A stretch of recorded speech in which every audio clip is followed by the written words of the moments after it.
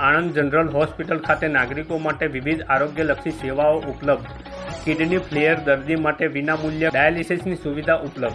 તાજા જન્મેલા બાળકો માટે પેટીમાં રાખવાની સુવિધા. છેવાડાના માનવી સુધી શ્રેષ્ઠ આરોગ્યલક્ષી સુવિધા પહોંચે તે માટે આરોગ્ય વિભાગના ડોક્ટર, નર્સ અને તેમની ટીમ ખડે પગે કામ કરી રહી છે. રાજ્યની સરકારી હોસ્પિટલ, જિલ્લા મથક ખાતે આવેલી જનરલ હોસ્પિટલ, સિવિલ હોસ્પિટલ, સામૂહિક આરોગ્ય કેન્દ્ર અને પ્રાથમિક આરોગ્ય કેન્દ્ર ખાતે નાગરિકો માટે વિનામૂલ્યે સારામાં સારી આરોગ્યલક્ષી સુવિધા પૂરી પાડવામાં આવી રહી છે. આણંદ જિલ્લા મથક ખાતેની જનરલ હોસ્પિટલ ખાતે હાલમાં તાત્કાલિક ધોરણે સિવિલ હોસ્પિટલ કાર્યરત કરવામાં આવી છે.